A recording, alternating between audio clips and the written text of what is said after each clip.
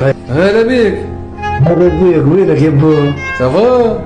تجاوب بيه قديرو؟ والله مانيش باهي، ما نكذبش عليك. علاش فما ما ساعة؟ نتغش عليك انا. لا ما نقولكش في البريفي، والله ما نتغش عليك. جي ربي خويا ما حكاية يا خويا. والله ربي ندبتني والله ندبت. سمعت ندمت فين؟ اقعد معايا اسمع.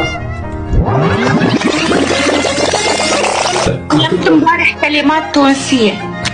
قول لي شنو مدرة؟ كيف ساعدك يا جابري؟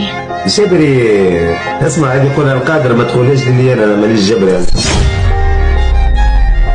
هذه قلتنا في التيك توك هذه بك. ما انا كنت ولا القادر انا ولد بلاد مطبوع عليه، معناش معناها انت ولد بلاد مطبوع. يعني ايش قول القادر؟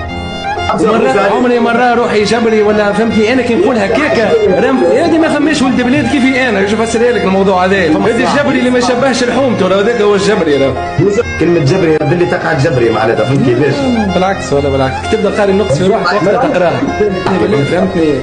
ما يعرفوني انا فيديوهات هكايا انا عيب، فهمت؟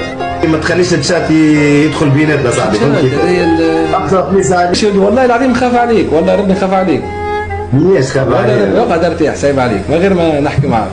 ولا ما نحبش نحكي معك والله ما نحبش نوجعك بس عاش خويا ربي يفضلك.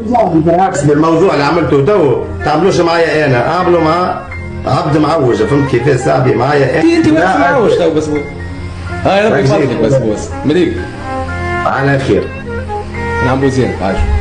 عاش وخي يستر. جاي تويك جيب لي تليفون معاه، كيفاش تقول لها انت جبري يا حومه؟ انا ولد بلاد مي مهبول انت. مش جيب لي تليفون اخر ليلتي، وقتاش تعرفها انت ليلي؟ اختي